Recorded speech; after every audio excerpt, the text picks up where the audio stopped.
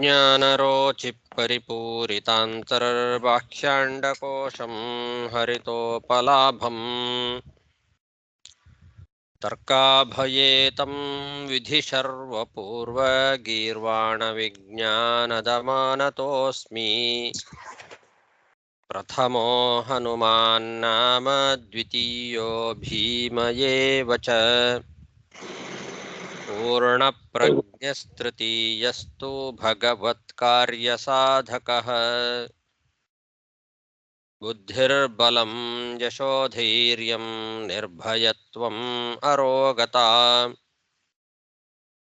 अजाड्यं वाक्पटुत्वं च हनूमत्स्मरणाद्भवेत् पृथ्वीमण्डलमध्यस्थाः पूर्णबोधमतानुगाः वैष्णवा विष्णुहृदयाः तन्नमस्ये गुरुन्मम जन्माद्यस्य यतोऽन्वयादितरतश्चार्थेष्वभिज्ञस्वराट् तेने ब्रह्महृदाय आदिकवये मुह्यन्ति यं सूरयः तेजो वारिमृदां यथा विनिमयो यत्र त्रिसर्गो मृषा धाम्ना स्वेन सदा निरस्तकुहकं सत्यं परं धीमहि सृष्टिस्थित्यप्येहानियतिदृशितमो बन्धमोक्षाश्च यस्मात् अस्य श्रीब्रह्मरुद्रप्रभृतिसुरनरद्वीषशत्रुत्मकस्य विष्णोर्व्यस्ताः समस्ताः सकलगुणनिधिः सर्वदोषव्यपेतः पूर्णानन्दो व्ययो यो गुरुरपि परमः चिन्तये तं महान्तम् यं प्रव्रजन्तमनुपेतमपेतकृत्यं द्वैपायनो विरहकातर आजुहाव पुत्रेति तन्मयतया तरवोऽपि नेदुः तं सर्वभूतहृदयं मुनिमानतोऽस्मि श्रीगुरुभ्यो नमः हरिः ओम् ಶ್ರೀಮದ್ಭಾಗವತ ಚತುರ್ಥ ಸ್ಕಂದದ 21ನೇ ಅಧ್ಯಾಯದಲ್ಲಿ ಇವತ್ತು 44ನೇ ಶ್ಲೋಕ.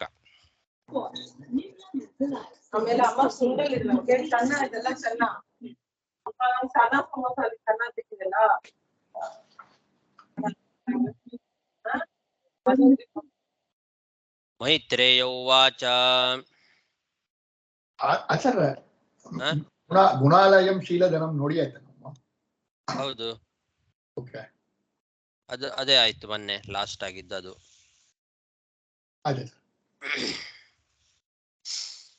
ಮೈತ್ರೇಯ ಉವಾಚ ಇತಿ ಬ್ರುವಾಣಂ ನೃಪತಿಂ ಪಿತೃದೇವದ್ವಿಜಾತಯಃ ತುಷ್ಟುಬುರ್ಹೃಷ್ಟಮನಸಃ ಸಾಧುವಾದೇನ ಸಾಧವಃ.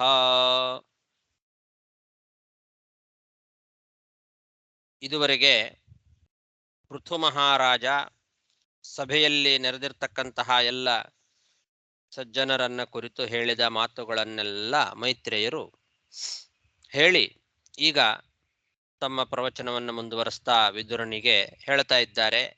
ಈ ರೀತಿ ಪೃಥು ಮಹಾರಾಜ ಹೇಳಿದಾಗ ಅಂತ ಎಲ್ಲ ದೇವತೆಗಳು, ಪಿತೃಗಳು, ಬ್ರಾಹ್ಮಣರು ಎಲ್ಲರಿಗೂ ಕೂಡ ಸಂತೋಷ ಆಯ್ತಂತೆ ಅವನ ಮಾತು ಕೇಳಿ. ಇದುವರೆಗೂ ಅವನು ಮಾತಾಡಿದ ಮಾತುಗಳನ್ನ ಕೇಳಿ ಎಲ್ಲರೂ ಕೂಡ ಸಜ್ಜನರೆಲ್ಲರೂ ಸಂತೋಷದಿಂದ ಭಲೆ ಭಲೆ ಅಂತ ಅವನನ್ನ ಹೊಗಳಿದ್ರಂತೆ.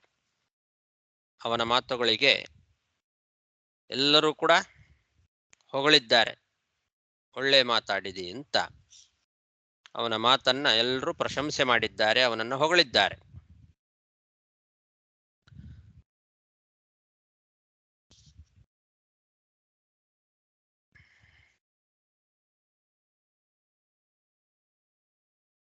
ಈ ಅಧ್ಯಾಯದ 20ನೇ ಶ್ಲೋಕದಿಂದ ಆರಂಭ ಮಾಡಿ 43ನೇ ಶ್ಲೋಕದವರೆಗೆ ಸುಮಾರು 24 ಶ್ಲೋಕಗಳು ಆ ಪೃಥು ಮಹಾರಾಜನ ಮಾತುಗಳು. ಸಭ್ಯಾ ಶೃಣುತ ಭದ್ರಂ ವಹ ಸಾಧವೋ ಇಹಾಗತಾಹ ಅಂತ 20ನೇ ಶ್ಲೋಕ. ಅಲ್ಲಿಂದ ಪ್ರಾರಂಭ ಮಾಡಿ ಗುಣಾಲಯಂ ಶೀಲಧನಂ ಕೃತಜ್ಞಂ ಅನ್ನೋ ಶ್ಲೋಕದವರೆಗೆ ಜನಾರ್ದನ ಸಾನುಶರಶ್ಚ ಮಹ್ಯಂ ಅಂತ 44 ಶ್ಲೋಕಗಳು ಆ ಪೃಥು ಮಹಾರಾಜ ಆಡಿದ ಮಾತುಗಳು. ಅದರಲ್ಲಿ ಒಳ್ಳೆ ವಿಷಯಗಳಿದ್ದಾವೆ. ಅವನು ಹೇಳಿದ ಮಾತಿನಲ್ಲಿ ಬಹಳಷ್ಟು ಅಂಶಗಳು ಅಡಗಿದ್ದಾವೆ. ಎಲ್ಲರಿಗೂ ಸಂತೋಷವನ್ನು ಉಂಟು ಮಾಡ್ತಕ್ಕಂತಹ ಮಾತು. ಹಾಗಾಗಿ ಪಿತೃದೇವ ದ್ವಿಜಾತಯ ತುಷ್ಟುವು ಅಂತಾರೆ. ಪಿತೃದೇವತೆಗಳು ಮತ್ತು ದೇವತೆಗಳು, ಬ್ರಾಹ್ಮಣರು, ಎಲ್ಲ ಸಜ್ಜನರು ಕೂಡ ಸಂತುಷ್ಟರಾದ ಮನಸ್ಸಿನವರಾಗಿ ಸಾಧುವಾದೇನ ಹೃಷ್ಟ ಮನಸಃ, ಸಾಧುವಾದ ಎಲ್ಲ ಅವನ ಮಾತುಗಳನ್ನ ಒಳ್ಳೆ ಮಾತು ಅಂತ ಹೊಗಳಿದ್ರು. ಬಹಳ ಚೆನ್ನಾಗಿ ಮಾತಾಡದಿ, ಭಲೆ ಭಲೆ ಅಂತ ಆ ಪೃಥು ಮಹಾರಾಜನ ಮಾತಿಗೆ ಎಲ್ಲರೂ ಪ್ರಶಂಸೆಯನ್ನ ವ್ಯಕ್ತಪಡಿಸಿದರು ಅಂತ ಮೈತ್ರೇಯರು ವಿದುರನಿಗೆ ಹೇಳ್ತಾ ಇದ್ದಾರೆ. ಇತಿ ಬ್ರುವಾಣಂ ನೃಪತಿಂ ಪಿತೃದೇವ ದ್ವಿಜಾತಯಃ ತುಷ್ಟುರ್ಹೃಷ್ಟ ಮನಸಃ ಸಾಧುವಾದೇನ ಸಾಧವಃ ಪುತ್ರೇಣ ಜಯತೆ ಲೋಕಾನ್ ಇತಿ ಸತ್ಯವತಿ ಶ್ರುತಿಃ ಬ್ರಹ್ಮದಂಡಃ ತಪ್ಪಾಪೋ ಯದ್ವೇನೋತ್ಯತರತ್ತಮಃ. ಲೋಕಾನ್ ಇಲ್ಲ ಲೋಕಾಂತ ಪುತ್ರೇಣ ಜಯತೆ ಲೋಕಃ ಅಂತ ಒಂದು ಪಾಠ ಇದೆ. ಲೋಕಾನ್ ಜಯತೆ ಎರಡು ಇಟ್ಟುಕೊಳ್ಬಹುದು. ಲೋಕಗಳು, ಲೋಕ. ಸೋಯಂ ಮನುಷ್ಯಲೋಕಃ ಪುತ್ರೇಣ ಜಯ್ಯಃ ಶಶ್ವತ್ ಪುತ್ರೇಣ ಪಿತರೋತ್ಯಾಯನ್ ಬಹುಲಂ ತಮಃ ಅಂತ ಇದು ಒಂದು ವೇದ. ವೇದ ಮಂತ್ರ ಹೇಳ್ತಾ ಇದೆ, ಮಗನಿಂದ ಉತ್ತಮ ಲೋಕಗಳನ್ನ ಪಡಿತಾನೆ ತಂದೆಯಾದವನು ಅಂತ. ಅದಕ್ಕೆ ಮಕ್ಕಳನ್ನ ಸಂಪಾದನೆ ಮಾಡಬೇಕು. ಮಕ್ಕಳು ತಂದೆ ತಾಯಿಗಳನ್ನ ಒಳ್ಳೆ ಉತ್ತಮ ಲೋಕಗಳಿಗೆ ಹೊಂದುವಂತೆ ಮಾಡ್ತಾರೆ. ಮಕ್ಕಳು ಒಂದು ವೇಳೆ ಇಲ್ಲ ಅಂತಂದ್ರೆ ಅದಕ್ಕೆ ಬೇಕಾಗುವ ಪ್ರಾಯಶ್ಚಿತ್ತಗಳನ್ನೆಲ್ಲ ಮಾಡಿಕೊಂಡು ಪುತ್ರ ಸಂಪಾದನೆಯನ್ನ ಮಾಡಬೇಕು ಅಂತ ಗರುಡ ಪುರಾಣದಲ್ಲಿ ಬರ್ತದೆ. ಯಾಕೆ ಅಂದ್ರೆ ಮಕ್ಕಳು ಶಶ್ವತ್ ಪುತ್ರೇಣ ಪಿತರೋತ್ಯಾಯನ್ ಬಹುಲಂ ತಮಃ ಅಂತನೂ ಇದೆ. ಅದು ನೋಡೋಣ ಮುಂದೆ. ಆದರೆ ಮಕ್ಕಳು ತಂದೆ ತಾಯಿಗಳನ್ನ ಉತ್ತಮವಾದ ಲೋಕಗಳಿಗೆ ಏರಿಸ್ತಾರೆ, ಸ್ವರ್ಗಕ್ಕೆ ಏರಿಸ್ತಾರೆ.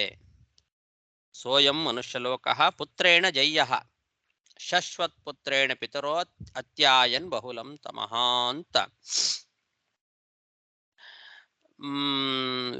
ವೇದ ಮಂತ್ರ ಇದು. ಇದು ಉತ್ತಮ ಲೋಕಗಳನ್ನ ಮಕ್ಕಳಿಂದ, ಮಗನಿಂದ ತಂದೆಯಾದವನು ಹೊಂದುತ್ತಾನೆ ಅಂತ ಹೇಳ್ತಾ ಇದೆ. ಈ ಶ್ರುತಿ ವಾಕ್ಯಗಳೆಲ್ಲ ಈಗ ಸಾರ್ಥಕವಾದವು ಅಂತ ಇದ್ದಾರೆ ಮೈತ್ರೇಯರು. ಯಾಕೆ ಅಂದ್ರೆ ವೇನ ಮಹಾಪಾಪಿ, ಮಾಡಬಾರದ ಪಾಪಗಳನ್ನೆಲ್ಲ ಮಾಡಿದ. ಕೊನೆಗೆ ಬ್ರಾಹ್ಮಣರು ಶಾಪ ಕೊಟ್ಟು ಅವನನ್ನ ಸಾಯಿಸಿದರು. ಬ್ರಾಹ್ಮಣರ ಶಾಪದಿಂದ ಸತ್ತರೂ ಕೂಡ ಮಹಾಪಾಪಿಯಾದ ವೇನ ಈಗ ಇಂತಹ ಉತ್ತಮನಾದ ಮಗನನ್ನ ಪಡೆದು ಈ ಪೃಥು ಮಹಾರಾಜನಂತಹ ಉತ್ತಮನಾದ ನಿನ್ನಿಂದ ನಿತ್ಯ ಅನಿತ್ಯ ನರಕಗಳೇನಿದ್ದಾವೆ ಅವುಗಳನ್ನೆಲ್ಲ ದಾಟಿ ಸ್ವರ್ಗವನ್ನ ಸೇರಿದ. ಆದ್ರಿಂದ ಆ ವೇದಗಳೆಲ್ಲ ಇವತ್ತು ಸಾರ್ಥಕವಾಗಿ ಹೋಯಿತು ಅಂತ ಇದ್ದಾರೆ ಮೈತ್ರೇಯರು.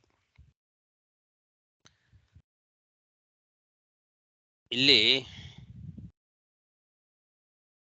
ಬ್ರಾಹ್ಮಣ ಶಾಪದಿಂದ ನರಕಕ್ಕೆ ಬೀಳಬೇಕಾಗಿರ್ತಕ್ಕಂಥವನು ವೇನ.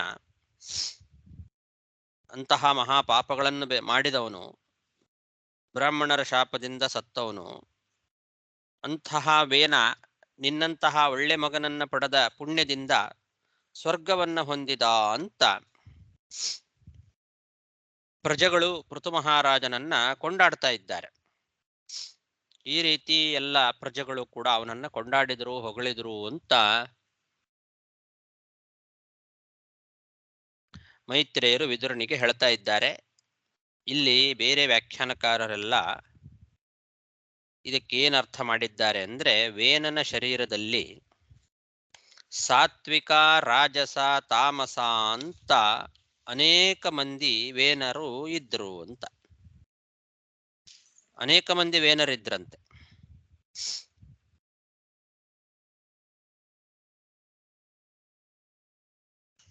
ಆದರೆ ಇದನ್ನ ಬೇರೆ ವ್ಯಾಖ್ಯಾನಕಾರರು ಯಾರೂ ಕೂಡ ಹೇಳಲಿಲ್ಲ. ಅವರೇನು ಮಾಡಿದ್ರು, ಅದರ ಬಗ್ಗೆ ಆಲೋಚನೆಯನ್ನ ಮಾಡದೆ ಪೃಥು ಮಹಾರಾಜನ ಪುಣ್ಯದಿಂದ ತಾಮಸ ಜೀವಿಯಾದ ವೇನನಿಗೇನೇ ಸದ್ಗತಿಯಾಯಿತು ಅಂತ ಈ ರೀತಿ ಮೇಲ್ನೋಟಕ್ಕೆ ಕಾಣುವ ಅರ್ಥವನ್ನ ಹಾಗೆ ಇಟ್ಟುಕೊಂಡು ಹಾಗೆ ಹೇಳಿಬಿಟ್ಟಿದ್ದಾರೆ.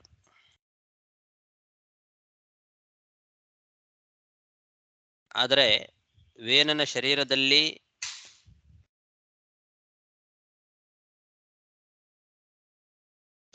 ತಾಮಸ ಜೀವಿಯೂ ಇದ್ದ, ಸಾತ್ವಿಕ ಜೀವಿಯೂ ಇದ್ದ. ಇದನ್ನ ಯಾರು ವಿಚಾರ ಮಾಡಲಿಲ್ಲ. ಸದ್ಗತಿ ಆಯಿತು ಅಂತ ಹೇಳಿದ ಕೂಡಲೇ ತಾಮಸ ಜೀವಿಯಾದ ವೇನನಿಗೆ ಸದ್ಗತಿ ಆಯಿತು ಅಂತ ಹಾಗೆ ಹೇಳಿಬಿಟ್ಟಿದ್ದಾರೆ. ಕೆಲವರು ಏನು ಮಾಡಿದ್ದಾರೆ ಅಂದ್ರೆ, ಈಗ ಇವರು ಜೀವಗೋಸ್ವಾಮಿ ವ್ಯಾಖ್ಯಾನದಲ್ಲಿ ಹಾಗೆ ವಂಶೀಧರ ವ್ಯಾಖ್ಯಾನದಲ್ಲಿ ಅವರು ವೇನ ಕೆಲವು ದಿವಸ ನರಕದಲ್ಲಿದ್ದ, ಆಮೇಲೆ ಪೃಥು ಮಹಾರಾಜನ ಪುಣ್ಯದಿಂದ ಸ್ವರ್ಗಕ್ಕೆ ಹೋದ ಅಂತ ಅವರು ವ್ಯಾಖ್ಯಾನ ಮಾಡಿದ್ದಾರೆ. ಅವನು ಮಾಡಿದ ಪಾಪದಿಂದ ಕೆಲವು ದಿವಸ ನರಕದಲ್ಲಿದ್ದಂತೆ, ಆಮೇಲೆ ಈ ಪೃಥು ಮಹಾರಾಜ ಮಾಡಿದ ಪುಣ್ಯದಿಂದ ಸ್ವರ್ಗಕ್ಕೆ ಹೋದ, ಅದನ್ನು ಇಲ್ಲಿ ಹೇಳ್ತಾ ಇದ್ದಾರೆ ಅಂತ ಹಾಗೆ ಅವರು ವ್ಯಾಖ್ಯಾನ ಮಾಡಿದ್ದಾರೆ. ಗಿರಿಧರಿಯ ವ್ಯಾಖ್ಯಾನದಲ್ಲಿ ಅಂತೂ ಅವರು ವೇನ ಸಂಸಾರದಿಂದ ಮುಕ್ತನೇ ಆದ ಅಂತ ಹೇಳಿಬಿಟ್ಟಿದ್ದಾರೆ. ಸಂಸಾರದಿಂದಲೇ ಮುಕ್ತನಾಗಿ ಬಿಟ್ಟ ಈ ಪೃಥು ಮಹಾರಾಜನ ಪುಣ್ಯದಿಂದ ಅಂತ ಅವರು ಹೇಳಿದ್ದಾರೆ. ಇದೆಲ್ಲವೂ ಕೂಡ ಪ್ರಮಾಣ ವಿರುದ್ಧವಾದದ್ದು. ಯಾಕೆಂದ್ರೆ ತಾಮಸ ಜೀವಿಗಳಿಗೆ ಯಾವತ್ತೂ ಕೂಡ ಅವರಿಗೆ ಒಳ್ಳೇದಾಗೋದಿಲ್ಲ. ಸತಃ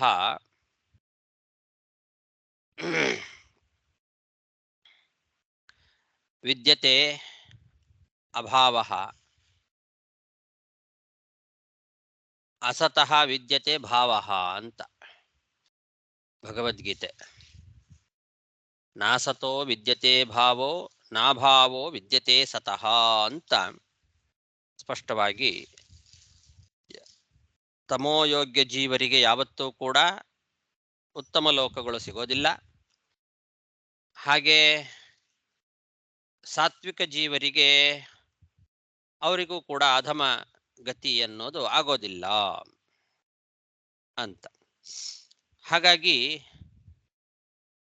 ಇಲ್ಲಿ ವೇನ ತಾಮಸ ಜೀವಿಯಾದ ವೇನ ಇವನಿಂದ ಮಗನಿಂದ ಉತ್ತಮ ಲೋಕವನ್ನು ಪಡೆದ ಅಂತ ಏನು ಅರ್ಥ ಮಾಡಿದ್ದಾರೆ, ಇದು ಸರಿಯಲ್ಲ. ವೇದ ಇಲ್ಲಿ ಈ ಪುರಾಣ ವಾಕ್ಯ ಪಾಪಃ ಬ್ರಹ್ಮದಂಡ ಹತಃ ಪಾಪಃ ಯದ್ವೇನಃ ಅತರತ್ತಮಃ ಅಂತಿದೆ. ಮೇಲ್ನೋಟಕ್ಕೆ ಹಾಗೆ ಕಾಣಿಸ್ತದೆ, ಆದರೆ ಅದೇ ಅರ್ಥ ಅಲ್ಲ ಅದಕ್ಕೆ. ಅದಕ್ಕೇನು ಅರ್ಥ ಮಾಡಬೇಕು ಅಂತ ಪ್ರಶ್ನೆ ಬಂದಾಗ ಇಲ್ಲಿ ಮಧ್ವಾಚಾರ್ಯರು ಬ್ರಹ್ಮಾಂಡ ಪುರಾಣದ ವಾಕ್ಯವನ್ನು ನಮಗೆ ಉದಾಹರಿಸಿ ಇದರ ಅಭಿಪ್ರಾಯವನ್ನು ತಿಳಿಸಿಕೊಟ್ಟಿದ್ದಾರೆ. ವೇನಸ್ಥೋ ರಾಜಸೋ ಜೀವಃ ಪೃಥುನಾ ಸ್ವರ್ಗತಿಂ ಗತಃ ಸ್ವಯಂ ತು ತಮಯೇ ವಾಪ ಸಾತ್ವಿಕ ಪೃಥುತಾಮಗಾತ್ ಇತಿ ಬ್ರಹ್ಮಾಂಡೇ. ಬ್ರಹ್ಮಾಂಡ ಪುರಾಣದ ಈ ವಾಕ್ಯ ನೋಡಿ, ವೇನನ ಒಳಗೆ ಸಾತ್ವಿಕ ಜೀವ, ರಾಜಸ ಜೀವ ಮತ್ತು ತಾಮಸ ಜೀವ ಅಂತ 3 ಜೀವರು ಇದ್ದರು. ಒಂದೇ ಶರೀರದಲ್ಲಿ ಪೃಥು ಮಹಾರಾಜನ ತಂದೆ ವೇನ ಅಂತೇನು ಕರೆಸ್ಕೊಂಡಿದ್ದ ಆ ಶರೀರದಲ್ಲಿ ರಾಜಸ ಜೀವ ವೇನನ ಜೊತೆಗೆ ಒಂದೇ ಶರೀರದಲ್ಲಿ ಇದ್ದ. ಅವನು ಸ್ವತಃ ವೇನ ಅಂತನ್ನೋನು ತಾಮಸ ಜೀವಿ, ಪಾಪಿ. ಜೊತೆಗೆ ಸಾತ್ವಿಕ ಜೀವನು ಕೂಡ ಇದ್ದ. ಹೀಗೆ 3 ಜನ ಇದ್ರು. ಪೃಥು ಮಹಾರಾಜನ ಜೊತೆಗೆ ಒಂದೇ ಶರೀರದಲ್ಲಿ ಇದ್ದ ಆ ರಾಜಸ ಜೀವ ಏನಿದ್ದಾನೆ ಅವನು ಸ್ವರ್ಗವನ್ನ ಪಡೆದ ಅಂತರ್ಥ. ಪೃಥು ಮಹಾರಾಜ ಯಾವಾಗ ಹುಟ್ಟಿದನೋ ಆವಾಗಲೇ ಅವನು ಸ್ವರ್ಗ ಪಡೆದಂತೆ.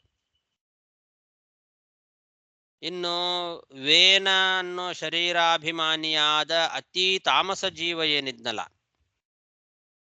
ಆ ಜೀವ ಅವನು ತಮಸ್ಸನ್ನೇ ಪಡೆದ. ತಾಮಸ ಜೀವಿಯಾದ ವೇನ ಅಂತನ್ನೋನು, ಆ ವೇನ ಶರೀರಾಭಿಮಾನಿ ಅವನು ತಮಸ್ಸನ್ನೇ ಅವನು ಹೊಂದಿದ. ಇನ್ನು ಆ ವೇನನ ಶರೀರದೊಳಗೆ ಆವಿಷ್ಟನಾಗಿರ್ತಕ್ಕಂತಹ ಸಾತ್ವಿಕ ಜೀವ ಅವನು ಪೃಥು ರಾಜನಾಗಿ ಹುಟ್ಟಿದ. ಅವನ ಮಥನ ಮಾಡಿದಾಗ ಹುಟ್ಟಿದವನು, ತೋಳುಗಳನ್ನು ಮಥನ ಮಾಡಿದಾಗ ಅಲ್ಲಿ ಆ ಶರೀರದೊಳಗಿದ್ದ ಸಾತ್ವಿಕ ಜೀವ ಅವನೇ ಪೃಥುವಾಗಿ ಹುಟ್ಟಿದ ಅಂತ ಹೀಗೆ ಬ್ರಹ್ಮಾಂಡ ಪುರಾಣದಲ್ಲಿ ಹೇಳಿದ್ದಾರೆ. ಹೀಗೆ ಒಟ್ಟು 3 ಜೀವ ಆ ವೇನ ಶರೀರದೊಳಗೆ ಇತ್ತು. ರಾಜಸ ಜೀವ ಸ್ವರ್ಗವನ್ನು ಪಡೆದದ್ದು, ತಾಮಸ ಜೀವ ಅಂದಂತಮಸ್ಸಿಗೆ ಹೋದ, ಸಾತ್ವಿಕ ಜೀವ ಪೃಥು ಮಹಾರಾಜನಾಗಿ ಹುಟ್ಟಿದ. ಹೀಗೆ ಒಟ್ಟು 3 ಜೀವಗಳು, ಸಾತ್ವಿಕ, ರಾಜಸ, ತಾಮಸ ಅಂತನ್ನೋ 3 ವೇನರು ಆ ವೇನನ ಶರೀರದೊಳಗೆ ಇದ್ದರು. ಇದನ್ನ ಯಾರೂ ಗಮನಿಸ್ಲಿಲ್ಲ. ಬ್ರಹ್ಮಾಂಡ ಪುರಾಣದ ಈ ವಾಕ್ಯವನ್ನ ಯಾರೂ ಗಮನಿಸದೆ ವ್ಯಾಖ್ಯಾನಕಾರರೆಲ್ಲ ವೇನನೇ ಸ್ವರ್ಗಕ್ಕೆ ಹೋದ ಅಂತ ತಿಳ್ಕೊಂಡ್ಬಿಟ್ಟಿದ್ದಾರೆ. ಭಾಗವತದ ಈ ವಾಕ್ಯ ಹಾಗೆ ಮೋಹವನ್ನ ಉಂಟು ಮಾಡತಕ್ಕಂತಹ ವಾಕ್ಯ. ಅದಕ್ಕೆ ಪುರಾಣಗಳಿಗೆ ನಾವು ಅರ್ಥವನ್ನ ಹಚ್ಚುವಾಗ ಬಹಳ ಜಾಗರೂಕರಾಗಿ ಪುರಾಣಗಳಿಗೆ ಅರ್ಥವನ್ನ ಮಾಡಬೇಕು. ಭಾಗವತದಂತಹ ಉತ್ತಮ ಪುರಾಣ ಅದು ನಮಗೆ ಪ್ರಮಾಣ ವಿರುದ್ಧವಾದ ವಿಷಯವನ್ನ ಹೇಳಲಿಕ್ಕೆ ಸಾಧ್ಯ ಇಲ್ಲ. ಹಾಗಾಗಿ ಭಾಗವತದ ಈ ಶ್ಲೋಕವನ್ನು ನಾವು ನೋಡುವಾಗ ಬ್ರಹ್ಮಾಂಡ ಪುರಾಣದ ಈ ವಾಕ್ಯವನ್ನ ಮರಿಬಾರದು. ಬ್ರಹ್ಮಾಂಡ ಪುರಾಣವನ್ನ ಮರೆತು ಕೇವಲ ಭಾಗವತವನ್ನು ನಾವು ಅಧ್ಯಯನ ಮಾಡ್ತೇವೆ ಅಂತಂದಾಗ ಇಂತಹ ಕೆಲವು ತೊಂದರೆಗಳು ಬರ್ತದೆ ನಮಗೆ. ಅದಕ್ಕೆ ಮಧ್ವಾಚಾರ್ಯರು ನಮಗೆ ದೊಡ್ಡ ಉಪಕಾರವನ್ನ ಮಾಡಿದ್ದಾರೆ. ತಕ್ಷಣದಲ್ಲೇ ಬ್ರಹ್ಮಾಂಡ ಪುರಾಣದ ಈ ವಾಕ್ಯವನ್ನ ತೋರಿಸಿ ಈ ಭಾಗವತ ಶ್ಲೋಕಕ್ಕೆ ನೀವು ಅರ್ಥ ಮಾಡಿಕೊಳ್ಳುವಾಗ ಇದನ್ನ ಸ್ವಲ್ಪ ನೆನಪು ಮಾಡ್ಕೊಳ್ರಿ, ನೋಡಿ ಅರ್ಥ ಮಾಡ್ಕೊಳ್ರಿ. ಇಲ್ಲದೆ ಇದ್ರೆ ಬೇರೆಯವರಂತೆ ನೀವು ಕೂಡ ವೇನ ಅನ್ನೋ ತಾಮಸ ಜೀವಿ ಏನಿದ್ದಾನೆ ಅವನೇ ಸ್ವರ್ಗಕ್ಕೆ ಹೋದ, ಅವನೇ ಒಳ್ಳೆ ಗತಿಯನ್ನ ಪಡೆದ ಅಂತ ಅರ್ಥ ಮಾಡ್ಕೊಂಡ್ಬಿಡೋ ಪ್ರಸಂಗ ಇದೆ. ಹಾಗಾಗಬೇಡ್ರಿ ಅಂತ ಸಾತ್ವಿಕರಾದಂತಹ ನಮಗೆಲ್ಲ ಉತ್ತಮವಾದ ಮಾರ್ಗದರ್ಶನವನ್ನು ಮಾಡಿದ ಮಹಾಗುರುಗಳು ಮಧ್ವಾಚಾರ್ಯರು ಮಾತ್ರ. ಬ್ರಹ್ಮಾಂಡ ಪುರಾಣದ ವಾಕ್ಯ ವೇನಸ್ಥೋ ರಾಜಸೋ ಜೀವ ಪೃಥುನಾ ಸ್ವರ್ಗತಿಂ ಗತಃ ಸ್ವಯಂತು ತಮಯೇ ವಾಪ ಸಾತ್ವಿಕ ಪೃಥುತಾಮಗಾತ್ ಇತಿ ಬ್ರಹ್ಮಾಂಡೇ ಅನ್ನೋ ವಾಕ್ಯವನ್ನ ಮಧ್ವಾಚಾರ್ಯರು ಉದಾಹರಿಸಿ, ಪುತ್ರೇಣ ಜಯತೆ ಲೋಕಾನ್ ಇತಿ ಸತ್ಯವತಿ ಶ್ರುತಿ ಬ್ರಹ್ಮದಂಡಃ ತಪ್ಪಾಪೋ ಯದ್ವೇನೋ ಅತ್ಯತರತ್ತಮಃ. ಯದ್ವೇನಃ ಅತ್ಯತರತ್ತಮಃ, ವೇನ ತಮಸ್ಸನ್ನ ದಾಟಿದ ಅಂದ್ರೆ ನಿತ್ಯಾನಿತ್ಯ ನರಕಗಳನ್ನೆಲ್ಲ ದಾಟಿ ಸ್ವರ್ಗವನ್ನ ಸೇರಿದ ಅಂತೇನು ಹೇಳ್ತಾ ಇದೆ ಭಾಗವತ. ಇದರ ಅಭಿಪ್ರಾಯ, ಅದರಲ್ಲಿ ರಾಜಸ ಜೀವ ಸ್ವರ್ಗವನ್ನ ಪಡೆದ. ಅವನು ವೇನ ಯಾವಾಗ ಮಥನ ಮಾಡಿ ಅವನ ಶರೀರವನ್ನ ಪೃಥು ಮಹಾರಾಜನ ಜನನವಾಯ್ತೋ ಆವಾಗಲೇ ಅವನು ಸ್ವರ್ಗಕ್ಕೆ ಹೋದನಂತೆ. ಇನ್ನೊಬ್ಬ ತಾಮಸ ಜೀವಿ ಏನಿದ್ನಲ್ಲ, ನಿಜವಾದ ವೇನ ಶರೀರಾಭಿಮಾನಿ, ಅವನು ಅಂಧಂತಮಸ್ಸಿಗೆ ಹೋಗಿದ್ದಾನೆ. ಸ್ವಯಂತು ತಮಯೇವ ಆಪ ಅಂತ ಬ್ರಹ್ಮಾಂಡ ಪುರಾಣ. ಸಾತ್ವಿಕ ಪೃಥುತಾಮಗಾತ್, ಸಾತ್ವಿಕ ಜೀವ ಏನಿದ್ದಾನೆ ಅವನು ಆ ಮಥನದಿಂದ ಪೃಥುವಾಗಿ ಹುಟ್ಟಿದ ಅಂತ. ಹೀಗೆ 3 ಅಂಶಗಳು, ಆ ಜೀವನ 3 ಅಂಶಗಳು ವೇನ ಅನ್ನೋ ಶರೀರದಲ್ಲಿ ಇತ್ತು ಅನ್ನೋದನ್ನ ತಿಳ್ಕೊಂಡು ಅರ್ಥ ಮಾಡ್ಕೊಳ್ರಿ ಅಂತ ತಿಳಿಸಿಕೊಡ್ತಾ ಇದ್ದಾರೆ. ಹಿರಣ್ಯಕಶಿಪುಶ್ಚಾಪಿ ಭಗವನ್ನಿಂದಯಾ ತಮಃ ವಿವಿಕ್ಷುರತ್ಯಗಾತ್ ಸೂನೋಃ ಪ್ರಹ್ಲಾದಸ್ಯಾನುಭಾವತಃ.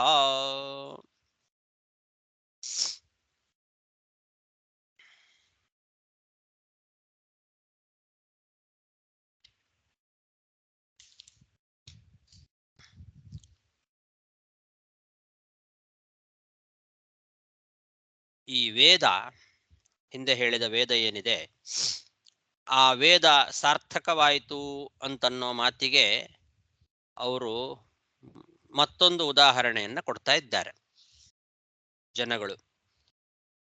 ಸೋಯಂ ಮನುಷ್ಯಲೋಕಃ ಪುತ್ರೇಣ ಜಯ್ಯಃ ಶಶ್ವತ್ ಪುತ್ರೇಣ ಪಿತರೋ ಅತ್ಯಾಯನ್ ಬಹುಲಂ ತಮಃ ಅಂತನ್ನೋ ವಾಕ್ಯ ಏನಿದೆ, ಈ ವಾಕ್ಯ ವೇದ ಶ್ರುತಿ ಸಾರ್ಥಕವಾಗಿ ಹೋಯಿತು ಅಂತ ಏನು ಹೇಳಿದ್ರು, ಆ ವೇದಕ್ಕೆ, ಆ ವೇದವು ಸತ್ಯವಾದ ವಿಷಯವನ್ನು ತಿಳಿಸ್ತದೆ ಅಂತನ್ಲಿಕ್ಕೆ ಮತ್ತೊಂದು ದೃಷ್ಟಾಂತವನ್ನ ಈ ಶ್ಲೋಕದಲ್ಲಿ ತಿಳಿಸ್ತಾ ಇದ್ದಾರೆ. ಹಿರಣ್ಯಕಶಿಪುವು ಕೂಡ ಹೀಗೆ ಆಯಿತು ಅಂತ.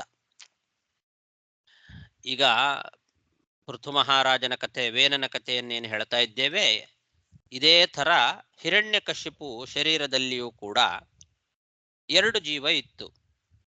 ಒಬ್ಬ ಸಾತ್ವಿಕ ಜೀವ ಜಯ, ಮತ್ತೊಬ್ಬ ತಾಮಸ ಜೀವಿಯಾದ ಹಿರಣ್ಯಕಶಿಪು.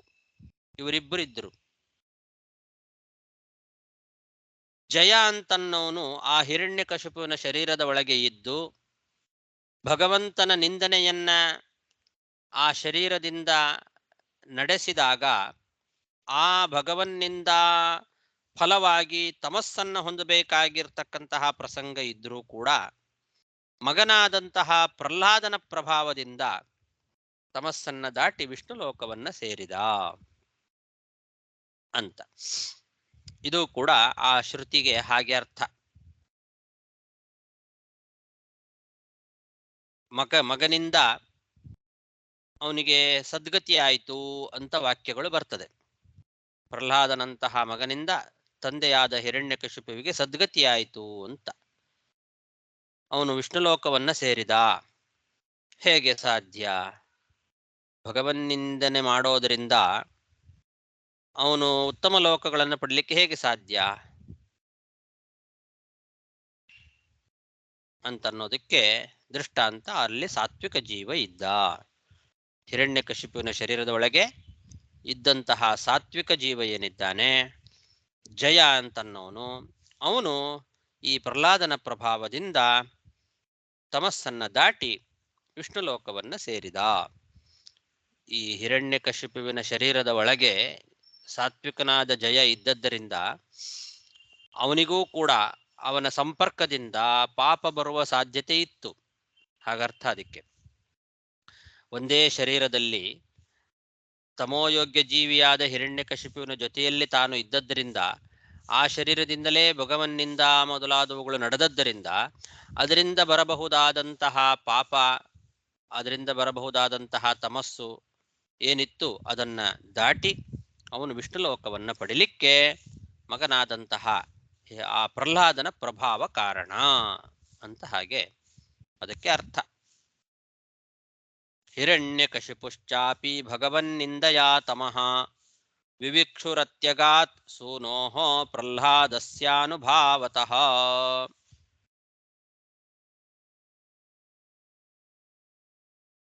ಭಗವನ್ನಿಂದಯಾ ವೇನೋ ದ್ವಿಜೈಸ್ತಮಸಿ ಪಾತಿತಃ ಅಂತ ಭಗವಂತನ ನಿಂದನೆ ಮಾಡಿದ್ರಿಂದ ವೇನ ತಮಸ್ಸಿಗೆ ಹೋದ, ತಮಸ್ಸಿನಲ್ಲಿ ಬಿದ್ದ ಅಂತ ಹಿಂದೆ ಮಾತುಗಳನ್ನು ಹೇಳಿದ್ದಾರೆ.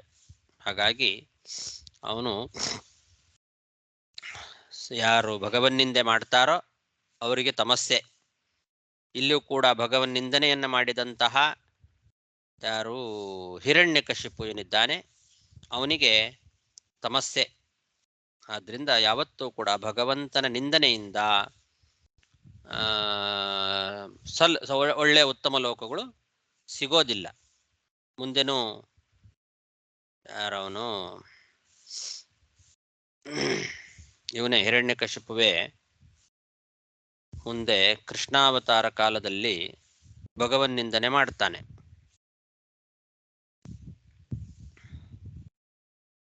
ಎಲ್ಲ ನಿಂದನೆಯನ್ನ ಸಹಿಸ್ಕೊಳ್ತಾನೆ ಕೃಷ್ಣ.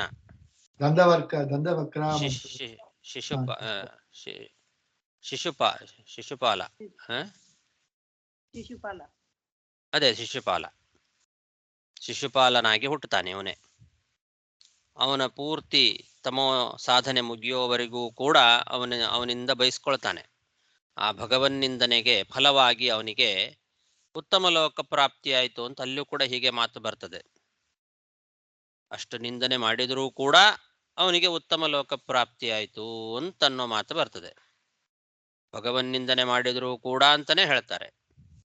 ಭಗವಂತನ ನಿಂದನೆ ಮಾಡಿದರೂ ಕೂಡ ಅವನಿಗೆ ಉತ್ತಮ ಲೋಕ ಪ್ರಾಪ್ತಿಯಾಯಿತು, ಎಂಥ ಆಶ್ಚರ್ಯ ಅಂತ ಹಿಂಗೆಲ್ಲ ವಾಕ್ಯಗಳು ಬರ್ತವೆ.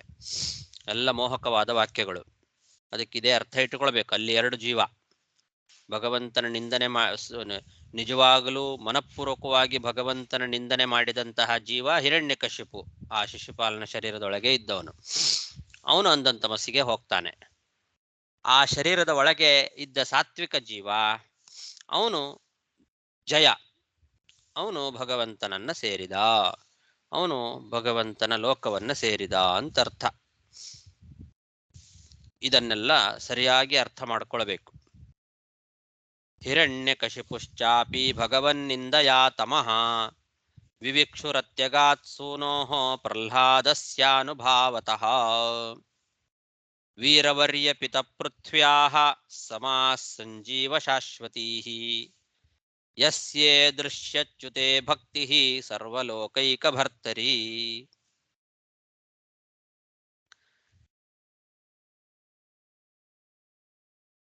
ಆ ಪೃಥು ಮಹಾರಾಜನನ್ನ ಕುರಿತು ಅಲ್ಲಿರ್ತಕ್ಕಂತಹ ಜನಗಳು ಹೇಳ್ತಾ ಇದ್ದಾರೆ, ವೀರವರ್ಯ ಪಿತಃ, ಒಳ್ಳೆ ವೀರವರ್ಯನಾಗಿರ್ತಕ್ಕಂತಹ ತಂದೆಯೇ ಅಂತ. ಪೃಥ್ವ್ಯಾಹ ಪಿತಃ, ಪೃಥ್ವಿಯ ತಂದೆಯೇ, ಭೂಮಿಯ ತಂದೆಯಾದಂತಹ ಒಳ್ಳೆ ವೀರನೇ, ಸರ್ವಲೋಕ ಸ್ವಾಮಿಯಾದಂತಹ ಭಗವಂತನಲ್ಲಿ ಇಂತಹ ಭಕ್ತಿಯುಳ್ಳವನು ನೀನು ಇನ್ನು ಅನೇಕ ವರ್ಷಗಳ ಕಾಲ ಬದುಕು. ಶಾಶ್ವತೀಹಿ ಸಮಾಹ ಸಂಜೀವ, ಇನ್ನು ಅನೇಕ ವರ್ಷಗಳ ಕಾಲ ನೀನು ಭೂಮಿಯಲ್ಲಿ ಬದುಕಬೇಕು. ಯಸ್ಯ ಈದೃಶಿ ಅಚ್ಯುತೇ ಭಕ್ತಿ, ಯಾವ ನಿನಗೆ ಇಂತಹ ಅದ್ಭುತವಾದ ಅಚ್ಯುತನಲ್ಲಿ ಭಕ್ತಿ ಇದೆ, ನೀನು ಲೋಕೈಕ ಭರ್ತರಿ, ನೀನು ಇಡೀ ಲೋಕಕ್ಕೆ ಸ್ವಾಮಿಯ ಅವನು. ಲೋಕೈಕ ಭರ್ತರಿ ಅಚ್ಯುತೆ, ಅಲ್ಲಿಗೆ ಅನ್ವಯ. ಸರ್ವಲೋಕ ಸ್ವಾಮಿಯಾದಂತಹ ಅಚ್ಯುತ ಏನಿದ್ದಾನೆ, ಲೋಕೈಕ ಭರ್ತ ಅಚ್ಯುತ, ಅವನಲ್ಲಿ ಇಂತಹ ಉತ್ತಮವಾದ ಭಕ್ತಿ ಉಳ್ಳವನು ನೀನು. ಆದ್ರಿಂದ ಇನ್ನೂ ಅನೇಕ ವರ್ಷಗಳ ಕಾಲ ನೀನು ಬದುಕು ಅಂತ ಹೇಳ್ತಾ ಇದ್ದಾರೆ. ಇನ್ನೂ ಬಹಳ ವರ್ಷ ಬದುಕು ನೀನು. ಶಾಶ್ವತೀಹಿ ಸಮಾಹ ಸಂಜೀವ, ಇನ್ನು ಅನೇಕ ವರ್ಷಗಳ ಕಾಲ ಚೆನ್ನಾಗಿ ನೀನು ಸಂಜೀವ ಬದುಕು ಅಂತ. ವೀರವರ್ಯ ಪಿತ ಪೃಥ್ವ್ಯಾಹ ಸಮಾ ಸಂಜೀವ ಶಾಶ್ವತೀಃ ಯಸ್ಯೇ ದೃಶ್ಯಚ್ಯುತೆ ಭಕ್ತಿಃ ಸರ್ವಲೋಕೈಕ ಭರ್ತರಿ. ಅಹೋ ವಯಂ ಹೃದ್ಯ ಪವಿತ್ರ ಕೀರ್ತೆ ತ್ವಯೈವ ನಾಥೇನ ಮುಕುಂದನಾಥಾಃ ಯದುತ್ತಮ ಶ್ಲೋಕತಮಸ್ಯ ವಿಷ್ಣೋಃ ಬ್ರಹ್ಮಣ್ಯ ದೇವಸ್ಯ ಕಥಾಂ ವ್ಯನಂಕ್ಷಿ.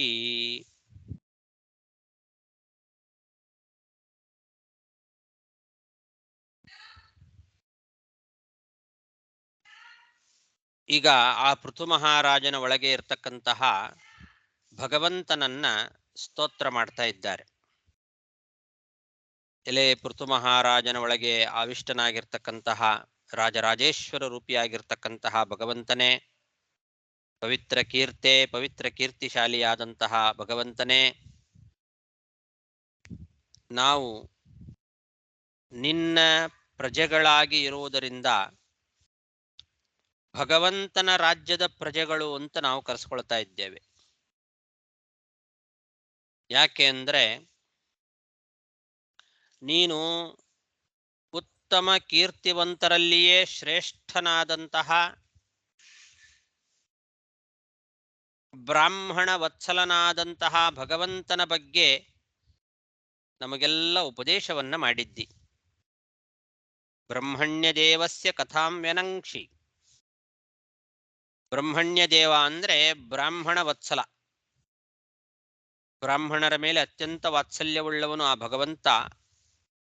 ಆದ್ರಿಂದ ಬ್ರಹ್ಮಣ್ಯ ದೇವ, ಬ್ರಾಹ್ಮಣ ವತ್ಸಲನಾದ ಭಗವಂತನ ಬಗ್ಗೆ ಬಹಳ ಒಳ್ಳೆ ಉಪದೇಶವನ್ನ ನಮಗೆ ಕೊಟ್ಟಿದ್ದಿ. ಹಿಂದೆ ನೋಡಿದ್ವಿ ನಾವು ಬ್ರಾಹ್ಮಣ ವಾತ್ಸಲ್ಯ ಭಗವಂತನಿಗೆ ಎಷ್ಟಿದೆ, ಆ ಬ್ರಾಹ್ಮಣರ ಬಗ್ಗೆ ಎಂತೆಂಥ ಮಾತುಗಳನ್ನ ಹೇಳಿ ಉಪದೇಶ ಕೊಟ್ಟಿದ್ದಾನೆ. ಅದನ್ನ ನೆನಪಿಸ್ಕೊಳ್ತಾ ಇದ್ದಾರೆ. ನೀವು ಆ ಉತ್ತಮವಾದ ಮಾತುಗಳನ್ನ, ಬ್ರಾಹ್ಮಣ ವತ್ಸಲನಾದ ಭಗವಂತನ ಬಗ್ಗೆ ಒಳ್ಳೆ ಉಪದೇಶವನ್ನು ನಮಗೆ ಕೊಟ್ಟಿದ್ದೀರಿ. ಅವನು ಉತ್ತಮ ಶ್ಲೋಕ ಉತ್ತಮ ಶ್ಲೋಕರು ಅಂತ ಯಾರ್ಯಾರಿದ್ದಾರೆ, ಉತ್ತಮ ಕೀರ್ತಿವಂತರು, ಅವರಲ್ಲೇ ಶ್ರೇಷ್ಠ ಆ ಭಗವಂತ. ಅಂತಹ ಭಗವಂತನ ಬಗ್ಗೆ ಉಪದೇಶ ಮಾಡಿದ್ದೀರಿ. ಆ ಭಗವಂತನ ರಾಜ್ಯದ ಪ್ರಜೆಗಳು ನಾವೆಲ್ಲ. ನಿನ್ನ ಪ್ರಜೆಗಳು ಅಂದ್ರೆ ಭಗವಂತನ ರಾಜ್ಯದ ಪ್ರಜೆಗಳೇ. ಯಾಕೆ? ನೀನೇ ಭಗವಂತ ಅಂತ ಆ ಒಳಗಿರುವ ಭಗವಂತನನ್ನ ಕುರಿತು ಹೇಳ್ತಾ ಇರೋದು. ನಿನ್ನ ಪ್ರಜೆಗಳು ನಾವು ಅಂದ್ರೆ ಭಗವಂತನ ರಾಜ್ಯದ ಪ್ರಜೆಗಳೇ ನಾವು. ಪವಿತ್ರ ಕೀರ್ತೆ ತ್ವಯೈವ ನಾಥೇನ ಮುಕುಂದನಾಥಾಃ. ನೀನು ನಮಗೆ ಒಡೆಯ ಅಂತಂದ್ರೆ ನಮಗೆ ಭಗವಂತನೇ ಒಡೆಯ. ಭಗವಂತನ ಒಡೆತನದಲ್ಲಿ ನಾವಿದ್ದೇವೆ, ಭಗವಂತನೇ ನಮ್ಮನ್ನ ಆಳ್ತಾ ಇದ್ದಾನೆ ಅಂತಾಯ್ತು. ಭಗವಂತನ ಒಡೆತನದಲ್ಲಿ ನಾವು ಪ್ರಜೆಗಳಾಗಿದ್ದೇವೆ ಅಂತ. ಇದರಿಂದ ಆ ಪೃಥು ಮಹಾರಾಜನೊಳಗೆ ಆವಿಷ್ಟನಾದ ರಾಜರಾಜೇಶ್ವರ ರೂಪವನ್ನು ಕುರಿತು ಹೇಳ್ತಾ ಇದ್ದಾರೆ ಅಂತ ಗೊತ್ತಾಗ್ತದೆ.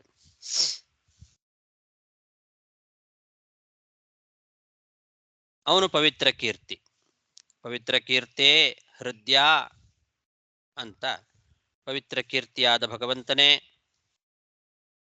ಆ ಪೃಥು ಮಹಾರಾಜನ ಒಳಗೆ ಇರುವ ರಾಜರಾಜೇಶ್ವರ ರೂಪಿಯಾದ ಭಗವಂತನೇ, ನಾವು ತ್ವಯೈವ ನಾಥೇನ ಮುಕುಂದನಾಥಾಃ, ನಿನ್ನ ಪ್ರಜೆಗಳಾಗಿರೋದ್ರಿಂದ ನಾವು ಭಗವಂತನ ರಾಜ್ಯದ ಪ್ರಜೆಗಳಾಗಿದ್ದೇವೆ ಅಂತ ಹೇಳ್ತಾ ಇದ್ದಾರೆ.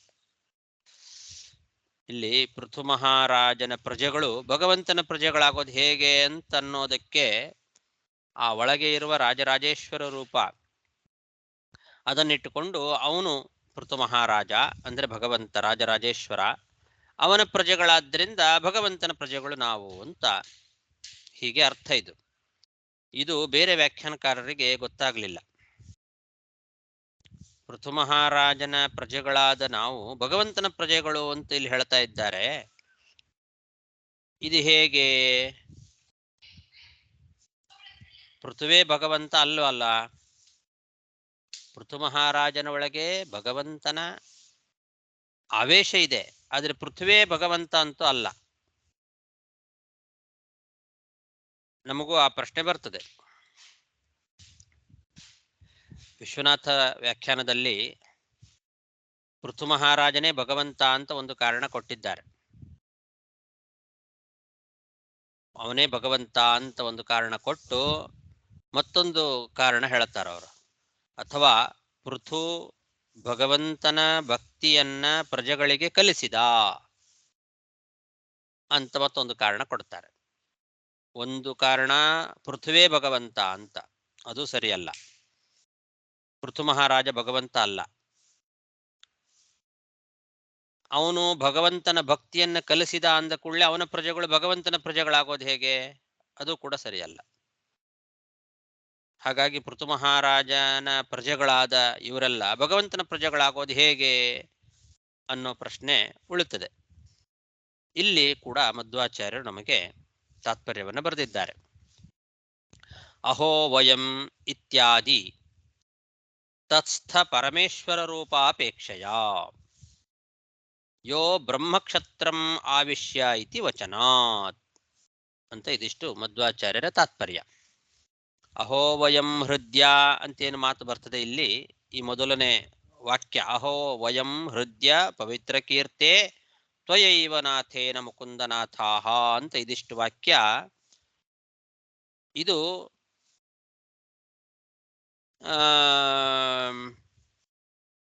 ಪೃಥು ಮಹಾರಾಜನ ಪ್ರಜೆಗಳು ಪೃಥು ಮಹಾರಾಜನ ಒಳಗೆ ಆವಿಷ್ಟನಾದ ಭಗವಂತನನ್ನ ಹೊಗಳ್ತಾ ಇದ್ದಾರೆ ಅಂತ ಇಟ್ಟುಕೊಳ್ಬೇಕು ಅಂತ ಆಚಾರ್ಯರು ಅಹೋವಯಂ ಇತ್ಯಾದಿ ಅಂತ ಬರೆದಿದ್ದಾರೆ. ಇತ್ಯಾದಿ ಅಂತಂದ್ರೆ ಇಲ್ಲಿಂದ ಪ್ರಾರಂಭ ಮಾಡಿಕೊಂಡು ಮುಂದೆ 4 ಶ್ಲೋಕ ಇದೆ ಇನ್ನು ಈ ಅಧ್ಯಾಯ ಮುಗಿಯೋವರೆಗೆ.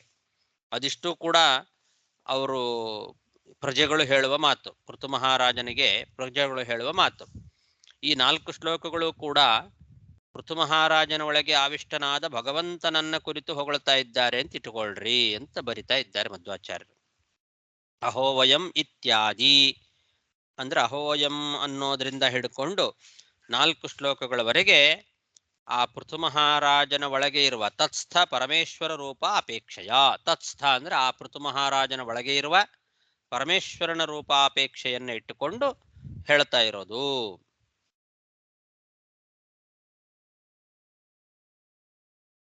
ಕೊನೆ ಶ್ಲೋಕದಲ್ಲಿ ಯೋ ಬ್ರಹ್ಮಕ್ಷತ್ರಮಾವಿಶ್ಯ ಬಿಭರ್ತೀದಂ ಸ್ವತೇಜಸ ಅಂತಿದೆ. ಈ ಅಧ್ಯಾಯದ ಕೊನೆ ಶ್ಲೋಕ ಅಂದ್ರೆ ಈ 4 ಶ್ಲೋಕಗಳ ಕೊನೆಗೆ ಬರ್ತದೆ. ಅದನ್ನ ಆಚಾರ್ಯ ತಗೊಳ್ತಾರೆ. ಯೋ ಬ್ರಹ್ಮಕ್ಷತ್ರಮಾವಿಶ್ಯ ಇತಿ ವಚನಾತ್ ಅಂತ. ಅಲ್ಲಿ ಸ್ಪಷ್ಟವಾಗಿ ಭಗವಂತ ಕ್ಷತ್ರಿಯ ರಾಜನಾದ ಪೃಥ್ವಿನಲ್ಲಿ ಆವಿಷ್ಟನಾಗಿ ಬ್ರಾಹ್ಮಣ ಕುಲವನ್ನ ತನ್ನ ತೇಜಸ್ಸಿನಿಂದ ಕಾಪಾಡ್ತಾ ಇದ್ದಾನೆ ಅಂತ ಸ್ಪಷ್ಟವಾಗಿ ಹೇಳಿದೆ. ಆದ್ರಿಂದ ಇಲ್ಲಿ ಪೃಥು ಮಹಾರಾಜನನ್ನ ಕುರಿತು ಪ್ರಜೆಗಳು ಹೇಳ್ತಾ ಇದ್ದಾರೆ ಅಂತ ಇಟ್ಕೊಳ್ಬೇಡ್ರಿ. ಅದು ಸ್ಪಷ್ಟವಾಗಿದೆ ಅಲ್ಲಿ ಕೊನೆ ಶ್ಲೋಕದಲ್ಲಿ ಅವರೇ ಹೇಳೋ ಪ್ರಕಾರ ಆ ಪೃಥು ಮಹಾರಾಜನನ್ನ ಕುರಿತು ಹೇಳ್ತಾ ಇರೋದಲ್ಲ, ಪೃಥು ಮಹಾರಾಜನ ಒಳಗೆ ಆವಿಷ್ಟನಾದ ಭಗವದ್ ರೂಪವನ್ನು ಕುರಿತು ಹೇಳ್ತಾ ಇರೋದು ಅಂತ ತಿಳ್ಕೊಳ್ರಿ. ಆದ್ರಿಂದ ಪೃಥು ಮಹಾರಾಜನೇ ಭಗವಂತ ಅಂತ ತಿಳ್ಕೊಳ್ಳಿಕ್ಕಂತೂ ಅವಕಾಶ ಇಲ್ಲ. ಪೃಥು ಮಹಾರಾಜನ ಒಳಗೆ ಆವಿಷ್ಟವಾದ ಭಗವಂತನ ರೂಪಾಪೇಕ್ಷೆಯಿಂದ ಪ್ರಜೆಗಳು ಹೇಳ್ತಾ ಇದ್ದಾರೆ ಅಂತ ತಿಳ್ಕೊಳ್ರಿ ಅಂತ ಮಧ್ವಾಚಾರ್ಯರು ತಾತ್ಪರ್ಯವನ್ನು ಬರೆದು ಇಲ್ಲಿಂದ ಮುಂದಿನ 4 ಶ್ಲೋಕಗಳು ಆ ಪ್ರಜೆಗಳು ಹೇಳ್ತಾ ಇದ್ದಾರೆ. ಅದರಲ್ಲಿ ಮೊದಲನೇ ಶ್ಲೋಕದಲ್ಲಿ ಹೇಳಿದ್ದು, ನಿನ್ನ ಪ್ರಜೆಗಳಾದ ನಾವು ಭಗವಂತನ ರಾಜ್ಯದ ಪ್ರಜೆಗಳು ಅಂತ ಕರೆಸ್ಕೊಂಡಿದ್ದೇವೆ. ನೀನು ನಮಗೆ ಭಗವಂತನ ಬಗ್ಗೆ ಬ್ರಾಹ್ಮಣ ವತ್ಸಲನಾದ ಉತ್ತಮ ಕೀರ್ತಿವಂತರಲ್ಲೇ ಶ್ರೇಷ್ಠನಾದ ಭಗವಂತನ ಬಗ್ಗೆ ಒಳ್ಳೆ ಉಪದೇಶವನ್ನು ನಮಗೆ ನೀಡಿದ್ದಿ ಅಂತ. ಅಹೋ ವಯಂ ಹೃದಯ ಪವಿತ್ರ ಕೀರ್ತೆ ತ್ವಯೈವ ನಾಥೇನ ಮುಕುಂದನಾಥಾಃ ಯದುತ್ತಮ ಶ್ಲೋಕತಮಸ್ಯ ವಿಷ್ಣೋಃ ಬ್ರಹ್ಮಣ್ಯ ದೇವಸ್ಯ ಕಥಾಂ ವ್ಯನಂಕ್ಷಿ. ಸಾಕು. ಶ್ರೀಕೃಷ್ಣಾರ್ಪಣಮಸ್ತು.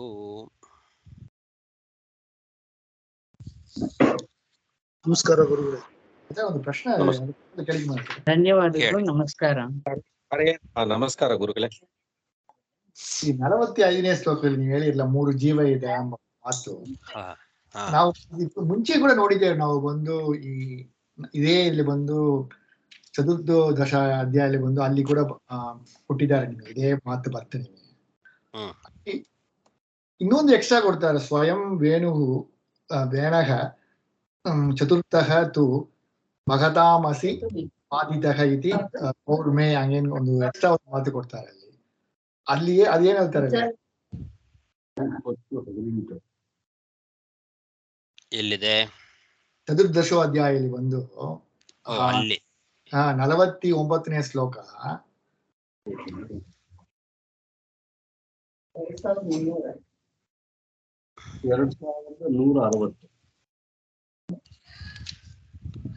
2149.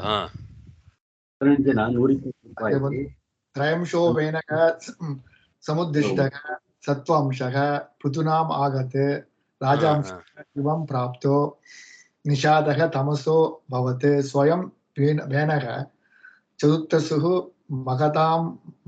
ಮಹಾತಮಸಿ ಪಾತಿತಃ. ಕರೆಕ್ಟ್. ಇದೇ ವಿಷಯ ಅಲ್ಲಿದೆ ಅಲ್ಲ. 3 ಅಂಶ ಇದೆ ವೇನನೊಳಗೆ. ತ್ರ್ಯಂಶೋ ವೇನ ಸಮುದ್ದಿಷ್ಟ ಸತ್ವಾಂಶ ಪೃಥುತಾಮಗಾತ್. ಸ್ಪಷ್ಟ ಇದೆ ಅಲ್ಲ ಅಲ್ಲಿ. 3 ಅಂಶಗಳಲ್ಲಿ ಮೊದಲು ಸತ್ವಾಂಶ ಪೃಥು ಆದ, ರಜೋ ಅಂಶಶ್ಚ ದಿವಂ ಪ್ರಾಪ. ರಜೋ ಅಂಶ ಏನಿದೆ ಅದು ಸ್ವರ್ಗವನ್ನ ಹೋಗಿ ಸೇರಿದ. ನಿಷಾದ ತಾಮಸೋ ಅಭವತ್. ತಾಮಸ ಸ್ವಯಂ ವೇನ ನಿಷಾದ, ಅವನು ತಾಮಸ್ಯ ಜೀವ. ಅವನು ಅಲ್ಲಿ ತಮಸಃ ನಿಷಾದ ತಾಮಸ, ಒಬ್ಬ ನಿಷಾದ ಆದಲ್ಲ ತಮೋ ಜೀವ. ಇನ್ನೊಬ್ಬ ಅಲ್ಲಿ, ಯಾಕೆಂದ್ರೆ ಮೊದಲು ಮಥನ ಮಾಡಿದಾಗ ಒಬ್ಬ ನಿಷಾದ ಹುಟ್ಟುತ್ತಾನಲ್ಲ, ಅವನು 3ನೇದು ಅಂಶ ಅಂತ. ಅವನು ತಮೋ ಜೀವ ಆದ. ಸ್ವಯಂ ವೇನ ಚತುರ್ಥ, ಅವನು ಮಹಾತಮಸ್ಸಿನಲ್ಲಿ ಬಿದ್ದ ಅಂತ. ಅವನೊಳಗೆ 3 ಅಂಶಗಳು. ಸ್ವಯಂ ವೇನ 4ನೇವನು ಅಂತ ಹಂಗೆ ತಗೊಂಡಿದ್ದಾರೆ ಅವರು. ಅಲ್ಲಿ ಒಂದು ರಾಜಶಂಶ ಏನು ಹೇಳಲ್ಲ, ಯಾರು ಯಾರು ಅಂತ ಹೇಳಿಲ್ಲ. ಅವನು ಸ್ವರ್ಗಕ್ಕೆ ಹೋದ ಅಂತ ಅಷ್ಟೇ ಹೇಳಿದ್ದಾರೆ. ರಜೋಂಶನಾದ ವೇನ ದಿವಂಗತ. ನಿಷಾದ ಅಂದ್ರೆ ಅಲ್ಲಿ ಒಬ್ಬ ರಾಕ್ಷಸ ಹುಟ್ಟುತ್ತಾನೆ. ಹೌದು, ನಿಷಾದ ಒಬ್ಬ ಬೇಡ ಅವನು ಹುಟ್ಟುತ್ತಾನೆ. ಮಥನ ಮಾಡಿದಾಗ, ತೊಡೆಯನ್ನ ಮಥನ ಮಾಡಿದಾಗ ಮೊದಲು ಹುಟ್ಟಿದವನು ನಿಷಾದ ಅಲ್ವಾ. ಅವನು ತಮೋ ಅಂಶ ಅಂತ ಹೇಳಿದ್ದಾರೆ. ಮನುಷ್ಯರಲ್ಲೂ ಜೀವ ಇದೆ ಅಂತ ಅರ್ಥನ? 3 ತರ ಜೀವ ಸರ್? ಎಲ್ಲಾ ಮನುಷ್ಯರಲ್ಲೂ ತಮೋ ರಜೋ ಸತ್ವ ಇದ್ದೇ ಎಲ್ಲರೊಳಗೂ ಇರಲ್ಲ. ಅದು ಗುಣ. ಇಲ್ಲಿ 3 ಜೀವಗಳೇ 3 ಇಲ್ಲಿ. ಜೀವರೇ 3 ಇದ್ರು. ನಮ್ಮೊಳಗೆ ಗುಣ 3 ಇರತ್ತೆ. ಪ್ರತಿಯೊಬ್ಬರೊಳಗೂ ಕೂಡ ಸತ್ವ, ಸಾತ್ವಿಕ, ರಾಜಸ, ತಾಮಸ ಅನ್ನೋ ಗುಣಗಳು 3 ಇದ್ದೇ ಇರತ್ತೆ. ಆದ್ರೆ ಎಲ್ಲರೊಳಗೂ ಜೀವಗಳು 3-2 ಇರೋದಿಲ್ಲ. ಈ ಶರೀರದ ಒಳಗೆ 3 ಜೀವರೇ ಇದ್ರು.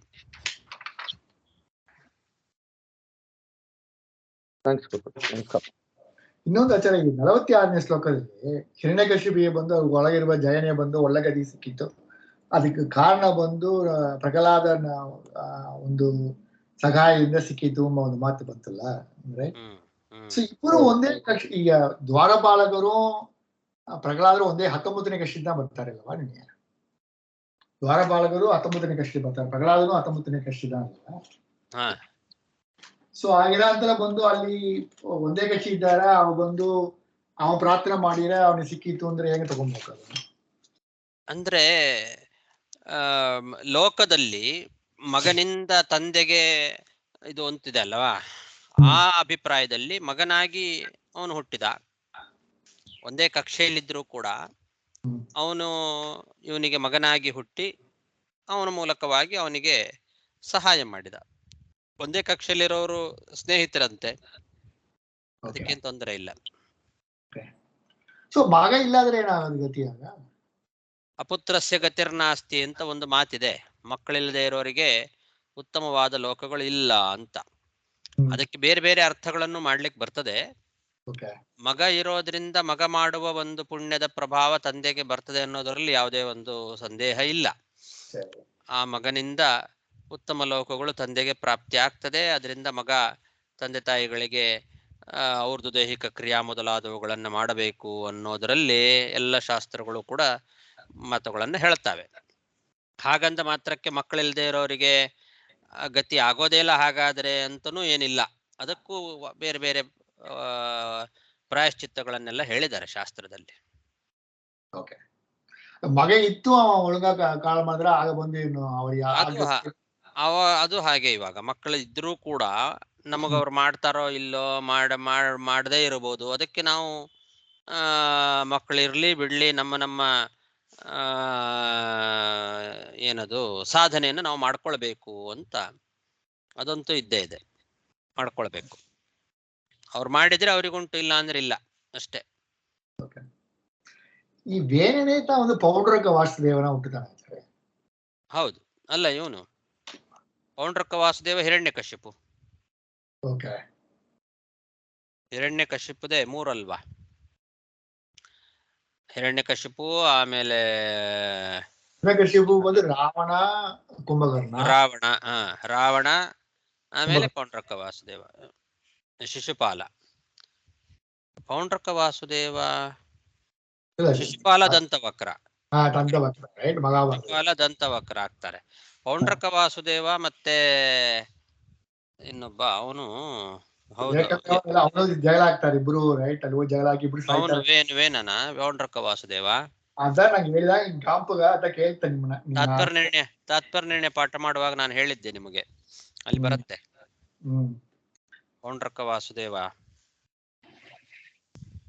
ಅದು 22ನೇ ಅಧ್ಯಾಯದಲ್ಲಿ ಮೋಸ್ಟ್ಲಿ ವೇನ ಇರ್ಬೇಕೇನೋ. ಹಾಗೇನಿದ್ರೆ ಅವನಿಗೆ ಬಂದು ಆಗ ಆ ಒಂದು ಜನ್ಮದಿಂದ ಅವ್ನ ನಮ್ಮ ಸೋತಾಣ ತಗೋಬೇಕು. ಈ ವೇಣ ಹೌದೌದು, ಈಗಲ್ಲ. ಹೌದು,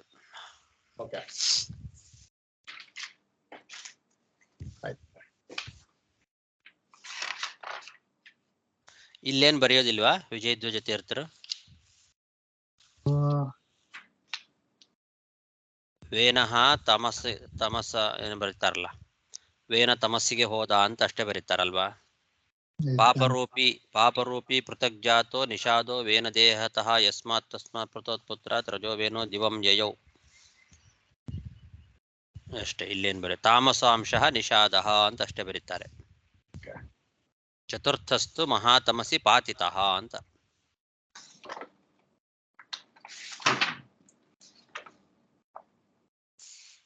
ಸೊ ಅಲ್ಲಿ ಗರುಡ ಪುರಾಣ ಮತ್ತು ಕೌರ್ಮ ಪುರಾಣ ತೋರ್ತಾರೆ. ಇಲ್ಲಿ ಬಂದು ಈ ಬೇರೆ ಪುರಾಣ ಕೋಟ್ ಮಾಡ್ತಾರೆ.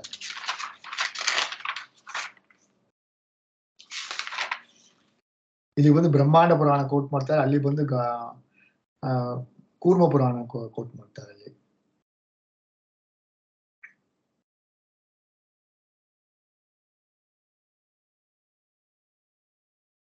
ತಾತ್ಪರ್ಯ ನೋಡೋಣ. ಪೌಂಡ್ರಕ ವಾಸುದೇವ ಯಾರು ಅಂತ ಮರ್ತೋಗ್ಬಿಡ್ತದೆ ಅಷ್ಟು ನೋಡಿ. ಅವತ್ತು ಪಾಠ ಮಾಡುವಾಗ ನೆನ್ಪಿತ್ತು, ಇವಾಗ ಮರ್ತೋಯ್ತು. ಅದು ಶ್ಲೋಕ 22ನೇ ಅಧ್ಯಾಯದಲ್ಲಿ ಬಂದು 180-85 ಸ್ಟಾರ್ಟ್ ಆಗತ್ತೆ. ನಂಗೆ ಒಂದು ಗಾಂಪು ಪೌಂಡ್ರಕ ವಾಸ ಒಂದು ಇದು ವೇಣದ ಪೌಂಡ್ರಕ ವಾಸ ಹುಟ್ಟಿದಾನ ಅಮ್ಮ ಒಂದು ಮಾತು. ಇಲ್ಲಿ ಮಣಿಮಾನ್ ಅವನ ಬಗ್ಗೆ ಏನೋ ಹೇಳ್ತಾರೆ. ಏಕಳೆಯ ಬಂದು ಮಣಿಮಾಣ ಹುಟ್ಟಿದಾನ ಅಲ್ವಾ? ಏಕಳೆಯ ಅಂದಂತ ಮಹಾಪ್ರಾಪ ಅಂತ ಇದೆ. ಬಹಳ ವಿಷಯ ಬರೀತಾರೆ ಇಲ್ಲಿ ಆ ಶ್ಲೋಕದಲ್ಲಿ. ನೀವು ಹೇಳ್ದಂಗೆ ಇವರು ಯಾದವಾರ್ಯರು ಬರೆದಿದ್ದಾರೆ. ಅಂದಂತ ಮಹಾಪ್ರಾಪ ತಥಾ ಧ್ಯಾನಸ್ಯ ಮೋಕ್ಷ ಸಾಧನತಾ ಪ್ರತಿಪಾದಕ ವಾಕ್ಯಂ ಅನ್ಯಥಾ ನೇಯಮಿತ್ಯಾಶಯ ಚ ಶಬ್ದೇನ ಮರ್ತ್ಯಾದಮಃ ಸ್ಥಿತಃ ವೈವಸುತಸ್ಯ ಮನೋಃ ಸಮಯೇ ಏಕಸಪ್ತತಿ ಮಹಾಯುಗೆ ಕಾಲೇ ತತ್ರಾಪಿ 28 ಮಹಾಯುಗಾಂತ ಕಲಿಯುಗೆ ಪ್ರಾಪ್ತೆ ಕ್ರೋಧವಶಾಹ ತನ್ನಾಮ ಅಸುರಾಹ. ಕ್ರೋಧವಶರೆಂಬ ಅಸುರರು ಹಿಂದೆ ಭೀಮಸೇನ ದೇವರಿಂದ ಸತ್ತಂತವರು ದುರಾತ್ಮಾನಃ ಭುವಿ ಜಾತಾಹ ಸಂತಹ ತನ್ಮತಂ ಖ್ಯಾಪಯಂತಿ. ಯಸ್ತೇಷಾಂ ಪುರಸ್ಸರೋ ಮುಖ್ಯಃ ಮಣಿಮಾನ್ ತನ್ನಾಮಕೋ ಅಸುರಃ ಸಯೇವ ಇದಾನಿಂ ಸಂಕರಾಭಿದೋ ಜಾತಃ ತತ್ ಪುರಸ್ಸರಃ ತೇಷಾಂ ಭುವಿ ಉತ್ಪನ್ನಾನಾಂ ಅಸುರಾಣಂ ತೋಟಕಾದಿನಂ ಗುರುಹು ಅಂತ. ಇದು ಮಣಿಮಾಂತನ ಬಗ್ಗೆ ಬರೀತಾರೆ. ಸಂಕರನಾಗಿ ಹುಟ್ಟಿ ಮಣಿಮಾನ್ ಬದ್ ಯಾರು? ಈ ವೇಣನೇ ಮಣಿಮಾನ ಆಗ್ತಿದ್ದಾನೆ ಅಲ್ಲ?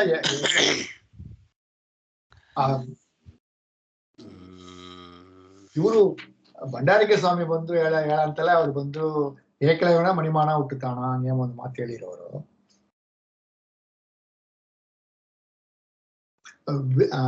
ವೇನ ಬಂದು ಪೌಂಡ್ರಕ ವಾಸನೆ ಹುಟ್ಟುತ್ತಾನ ಒಂದು ಮಾತು. ಪುನರಸ್ಮಿನ್ ಕಲಿಯುಗೆ ಸಂಕರಾದಿ ತತ್ಪ್ರವರ್ತಿತತ್ವಾತ್ ನಹಿ ನಿಂದ್ಯತ್ವೇ ಏತತ್ ಸಂಭವತಿ ಇತಿ. ತಮೋಯೋಗ್ಯರಾದ ಅಸುರರೆಲ್ಲ ಕಲಿಯುಗದಲ್ಲಿ ಹುಟ್ಟಿ ಸಂಕರಣ ಮತವನ್ನ ಅನುಸರಣೆ ಮಾಡಿದರು ಅಂತ ಅದಕ್ಕೆ ಪ್ರಮಾಣಗಳನ್ನೆಲ್ಲ ಕೊಡ್ತಾರೆ. ಎಲ್ಲ ಬಹಳ ಕಷ್ಟ, ಈಗೆಲ್ಲ ಇದನ್ನ ಪಬ್ಲಿಕ್ ಆಗಿ ಹೇಳಲಿಕ್ಕೆ ಆಗಲ್ಲ.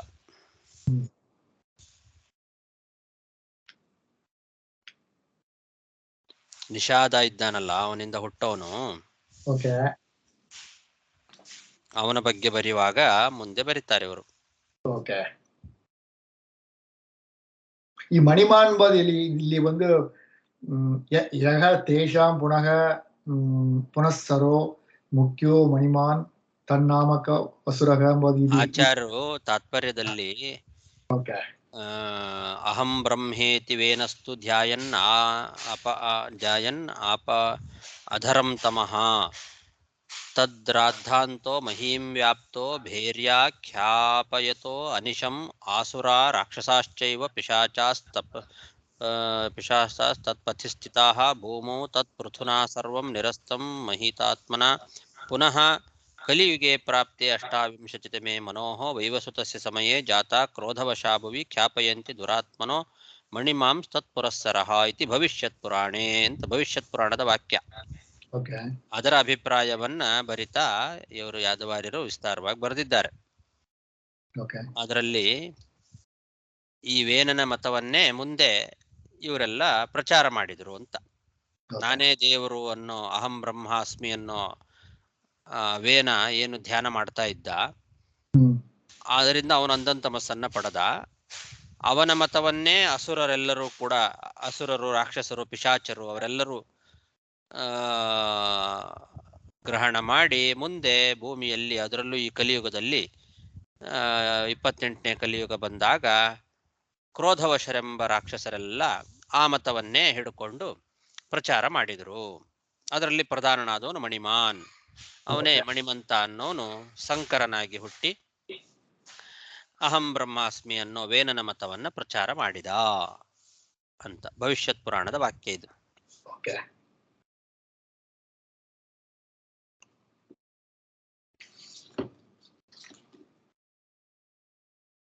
ಇವರು ಶ್ರೀಪಾದರಾಜರು ಕೂಡ ಬರೀತಾರಲ್ಲ ಇದರಲ್ಲಿ, ವೇನನ ಮತವ ಇದು ಮಾಡಿದ ಅಂತ. ಸೊ ಆಚಾರ್ಯ, ಹಾಗಾದ್ರೆ ಇದು ಪೃಥು ಬರುವಾಗ ಈ 3 ಅಂಶಗಳು, ಮೊದಲನೇ ಬಂದು ಬರುವನು ಇದೇ ನಿಷಾದನು. ಸೊ 4 ಅಲ್ವಾ? 4 ಅಂಶ, ಹೌದು. ಪೃಥುನೊಳಗೆ 4 ಅಂಶ ಇಲ್ಲ. ಪೃಥುಗೂ 4 ಅಂಶ ಇಲ್ಲ ಅಲ್ವಾ? ಯಾಕಂದ್ರೆ ಪೃಥಿಕ ಮುಂಚೆ ವರ್ತನೆ ಬರ್ತಾನಲ್ವಾ ಅವನು. ಅವನಿಗೆ ಬಂದು ಕಾಕ ಕೃಷ್ಣೋ ಅಹಿತ ಹ್ರಸ್ವಾಂಗೋ, ಅವನು ಬೇರೆ ಅಲ್ಲವನವ, ಅವನೇ ನಿಷಾದನಲ್ಲವ ಅವನು.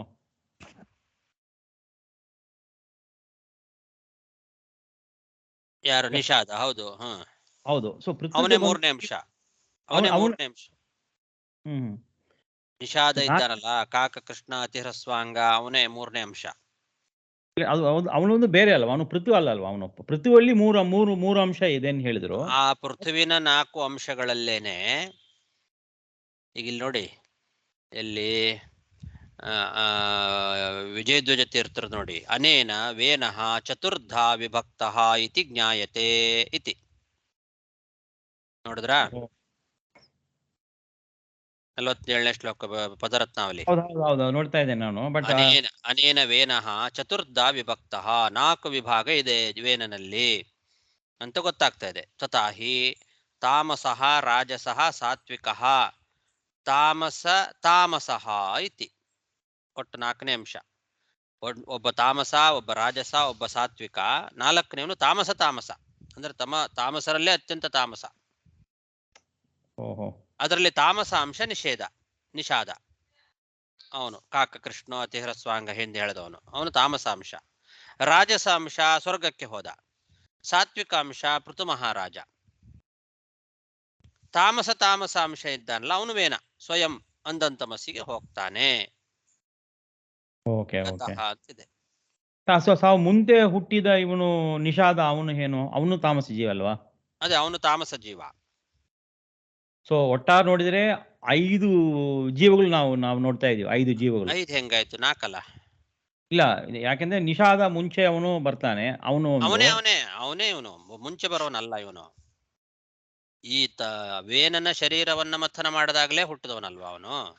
ಇಲ್ಲ, ಫಸ್ಟ್ ತೊಡೆ ಬಂದು ಮಾತನ ಮಾಡುವಾಗ ತೊಡೆ ಮಥನ ಮಾಡಿದ್ರಿಂದಲೇ ವೇನನ ತೊಡೆಯನ್ನ ಮಥನ ಮಾಡಿದಾಗ ಹುಟ್ಟಿದ ಏನು ನಿಷಾದ ಇದ್ದಾನಲ್ಲ, ಅವನೇ 3ನೇ ಅಂಶ, ತಮೋ ಅಂಶ. ಪೃಥು ಒಂದು ಭುಜದಿಂದ ಬರ್ತಾನಲ್ವಾ?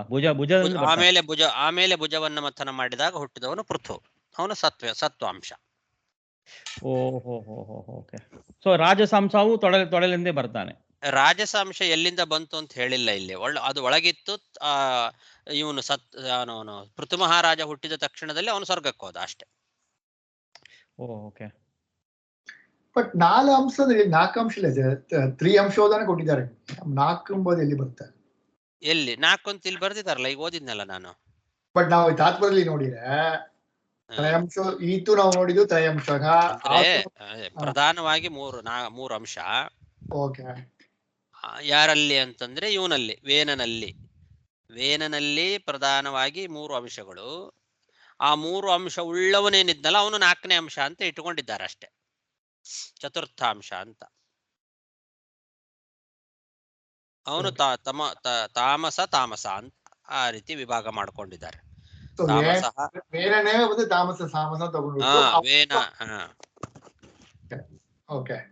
ಬೇರೆ ಜೀವ ಒಂದು ಮತ್ತು ಅದಿಲ್ಲ 3 ಜೀವ. ವೇನ ಅನ್ನೋನು ತಾಮಸ ಜೀವ. ಅವನ 3 ಅಂಶಗಳು, ಒಂದು ಸಾತ್ವಿಕಾಂಶ, ರಾಜಸಾಂಶ, ತಾಮಸಾಂಶ ಅಂತ ಅವನಲ್ಲೇ 3 ಅಂಶಗಳು. ಒಟ್ಟು ಅವನನ್ನು ಸ್ವಯಂ ತನ್ನನ್ನ ಸೇರಿ ಒಟ್ಟು 4 ಅಂಶ ಆಯ್ತು. ತ್ರ್ಯಂಶೋ ವೇನ ಸಮುದ್ದಿಷ್ಟ ಸತ್ವಾಂಶ ಪೃಥುತಾಮಕಾತ್ ರಜೋ ಅಂಶಶ್ಚ ದಿವಂ ಪ್ರಾಪ ನಿಷಾದಸ್ತಾಮಸೋಭವತ್ ಸ್ವಯಂ ವೇನ ಚತುರ್ಥಸ್ಥೋ ಮಹಾತಮಸಿ ಪಾತಿತಃ ಅಂತ ವಾಕ್ಯ ಇದೆ. ಸ್ವಯಂ ವೇನ ಚತುರ್ಥಸ್ಥೋ ಅಂತಿದೆ ಅಲ್ಲ.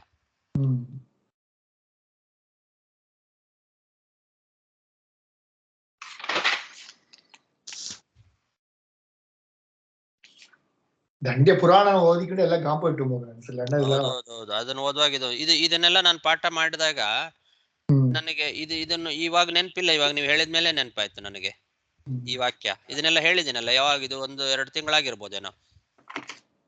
ತುಂಬಾ ವರ್ಷ ಮುಂಚೆ ನೋಡಿದ್ದೀನಿ ನಾನು. ಈಗ ಇನ್ನೊಂದು ಪಾಠಕ್ಕೆ ಓದ್ತಾನೆ ಅವರು ಸ್ವಾಮೀಜಿ. ಅಲ್ಲ, ಇದು 4ನೇ ಅಧ್ಯಾಯ. 4ನೇ ಅಧ್ಯಾಯ ಇದು ರೀಸೆಂಟ್ ಅದ 2 ತಿಂಗಳಾಗಿರ್ಬೋದು ಅಷ್ಟೇ. ಅಲ್ಲಿನ ಈ ವ್ಯಾಖ್ಯಾನ ಇದು ನೋಡಿರ್ಲಿಲ್ಲ ಪೂರ್ತಿ. ಇವಾಗ ನೋಡಿ 4 ಅಂಶ ಅನ್ನೋ ವಿಷಯ ನನಗೆ ನೆನಪಿರ್ಲಿಲ್ಲ ಅವಾಗ. ಅಂಶ ಇದ್ದ ಕಾರಣ ಸ್ವರ್ಗ ಹೋಗ್ತಾನ. ಈ ಅಂಶ ಇದ್ದ ಕಾರಣ ಅವರ ಸ್ವರ್ಗಕ್ಕೆ ಹೋಗ್ತಾನೆ. ಅವೇನ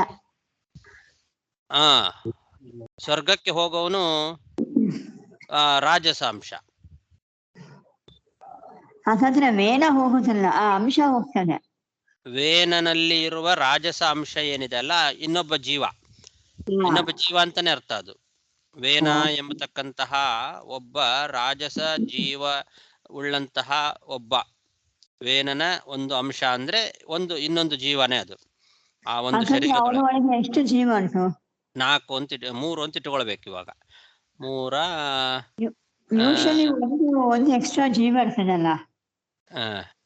ಅದೇ 4 ವೇನ ಅಂತನ್ನೋನು ಒಂದು ಜೀವ ಅಂತ ಇಟ್ಟುಕೊಳ್ಳೋಣ. ಅವನಿಂದ ಅಭಿಮನ್ಯಮಾನವಾದ ಒಂದು ಶರೀರ ಇದೆ. ಆ ವೇನನ ಶರೀರದ ಅಂದ್ರೆ ಅಂಗಮಹಾರಾಜನ ಮಗ ನಾಗಿ ಹುಟ್ಟಿದ ಒಬ್ಬ ವೇನ ಶರೀರ ಇದೆ ಅಲ್ವಾ, ಆ ಶರೀರದೊಳಗೆ ಒಟ್ಟು 4 ಅಂಶ ಇದೆ. ಇವಾಗ 4 ಜೀವರಿದ್ದಾರೆ, ಹಾಗಿಟ್ಕೋಬೇಕು. 4 ಅಂಶ ಅಂದ್ರೆ 4 ಜೀವರು ಅಂತಾನೆ ಅರ್ಥ. ಶರೀರ ಒಂದು ಆದ್ರೆ 4 ಜೀವರು.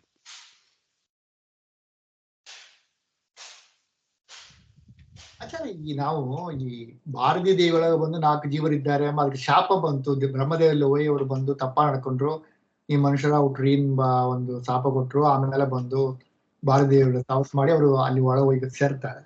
ಆ ತರ ವೇನ ಬಂದು